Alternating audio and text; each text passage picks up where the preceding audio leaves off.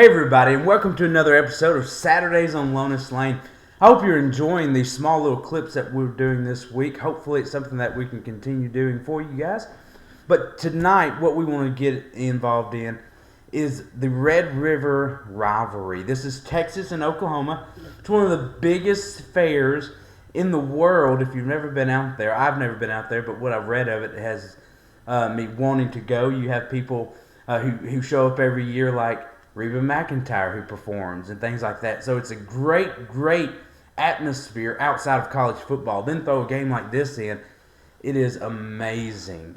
Now, Cody, me and you watched this at the hospital with Dad, and we watched just about every snap while trying to watch the Tennessee-Arkansas game as well.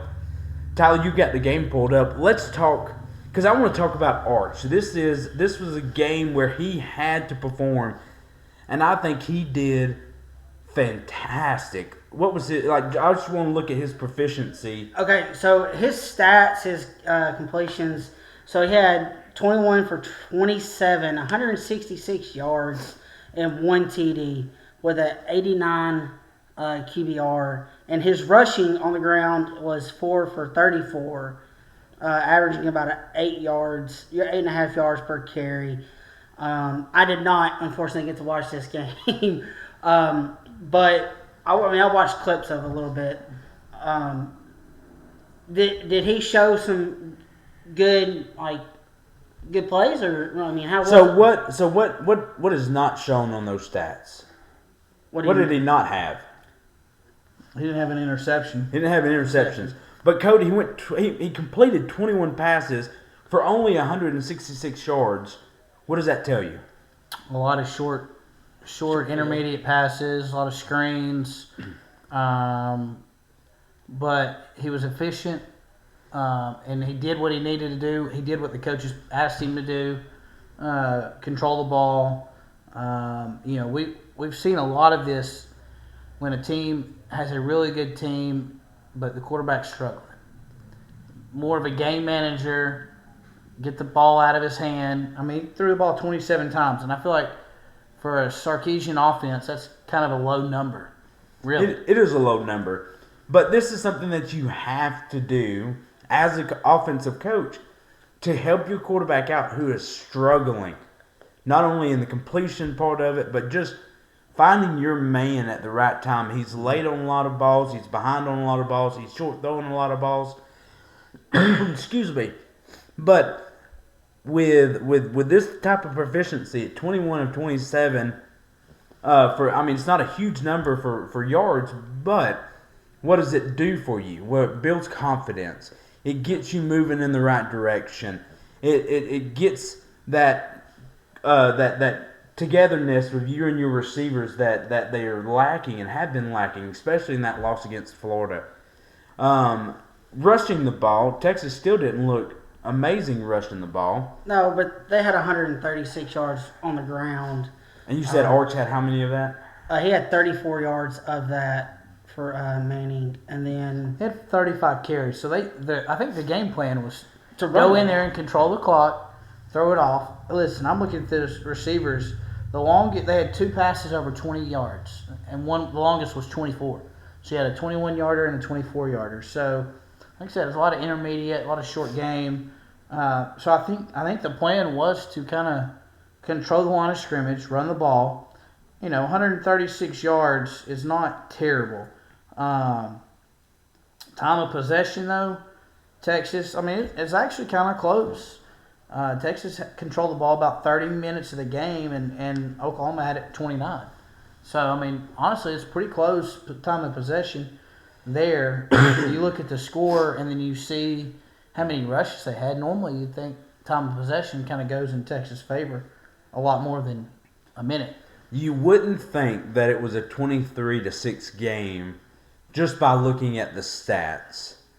But if you go back and you look at the rushing game of Oklahoma, it was atrocious. 48 rushing yards. 48 rushing yards total for an entire game. On 30 attempts. On 30 attempts. That is a defensive front of Texas who was not allowing anything So if it's 30 attempts and you got 40 yards of rushing, it's what? 1.6. 1.6 yards a carry.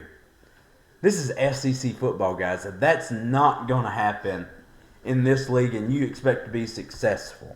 You got to think Oklahoma threw three interceptions. 3 interceptions. They did throw for 3 interceptions. So let's go ahead and transfer to that, because not only did Arch look really, really good, his counterpart, who has looked very, very good before his injury at Auburn, did not perform well in this game. What was the stat line from John Mateer? So his stat line was 20 for 38, 202 yards, 3 interceptions, no TDs thrown. So he beats Arch in passing yards, but that turnover ratio, I don't believe Texas had a turnover at all. No. So they No didn't fumbles, they didn't put the nothing. ball on the ground. They didn't throw it to their own color.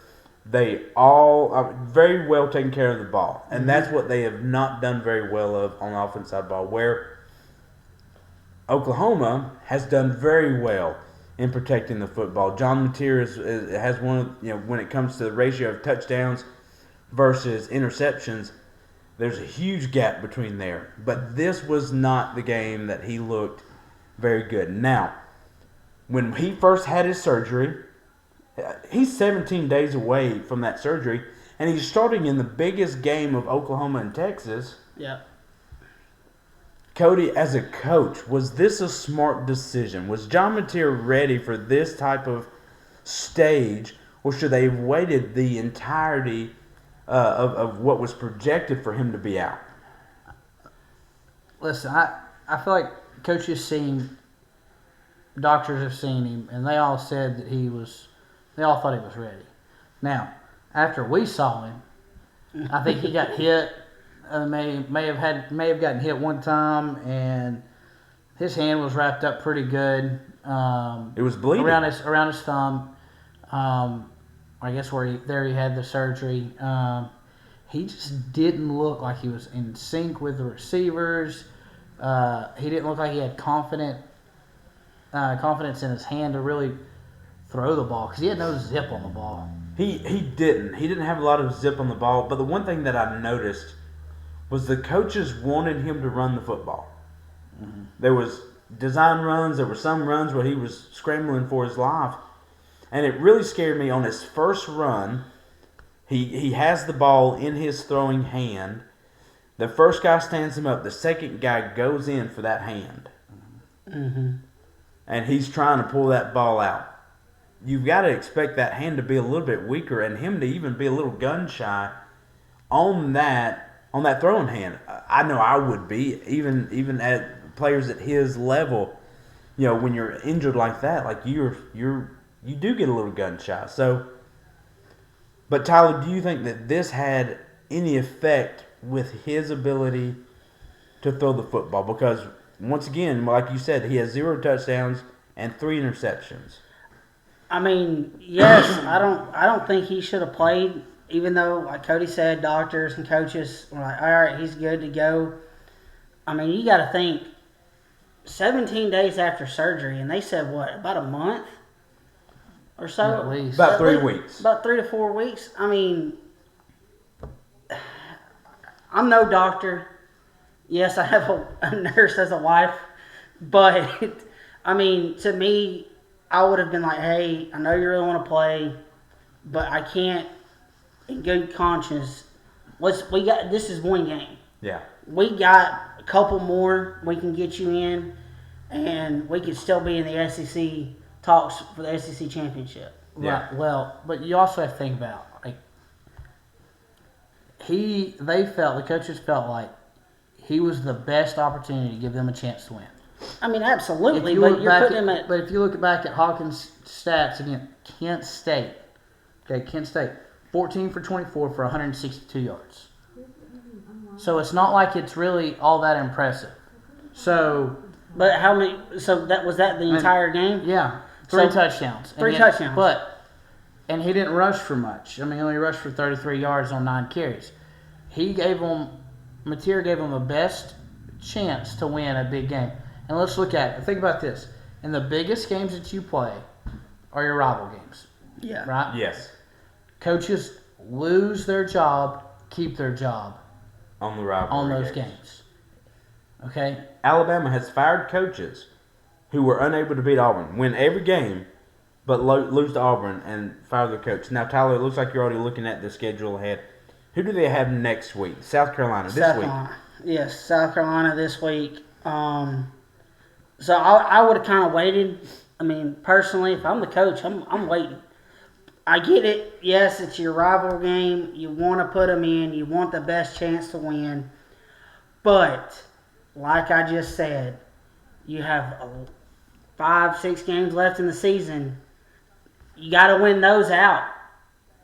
Now you're fighting. Yeah. Now you're fighting for a quarterback that, is he going to be ready to play against South? Is he going to be gun shy? He threw 3 interceptions. Even though, yes, South Carolina's 3-3 on the season. But I think I would have been like, I'm going to give you another week. And this would have been just in case scenario, too. I would have been like, if we need you type thing. Can we throw him out as a decoy, run a wildcat, have like a double pass type deal? I mean, you can do that, but I just didn't feel it was smart on Oklahoma's part to start him. Well, tomorrow night we're going to be looking at the SEC up to this point and the roads to Atlanta. But, Cody, I do have one more question for you to look at, and that is you have Texas, who is coming off of a horrible loss to the Gators. Did that play any into the focus that you saw on Saturday? I mean, I think the loss itself kind of goes back and shows you that they weren't prepared in practice and kind of looking ahead past Florida for that game. Now, I think they still should win. Guys, we got to look back. Florida's defense is special. They're really good. They're really good, which is why I picked Florida to win that game, if y'all don't remember, because there were so many question marks around Arch. Mm-hmm. Is there a difference in losing on the road in week 1 to an Ohio State team and then losing in week 6 to a Florida team who on paper is a lot worse than Ohio State team? I mean, you lose the number 1 team in the country that's currently sitting to a team who's fighting to keep the head coach's job. Yeah. So, which rumors are spreading all about that. Yeah. So, but anywho, that's the Texas-Oklahoma game. This is one of my favorite games to watch every year. There is no love loss with these two teams. They absolutely hate each other. And you saw that before the game while they were trying to enter the tunnel. They were bickering back and forth already. It's great. I love rivalry games, and we've got a couple coming up this week that are going to be very special. Mm-hmm. So stay tuned. We're going to give our picks for that on Friday night. Saturday morning, give you a good opportunity to go look at that before the games are actually played. But we're excited about this weekend and what's going on because the SEC football is getting down and dirty, and we are loving it. I hope you have a great day, and remember, it's always Saturday on Lowness Lane. Y'all have a great day.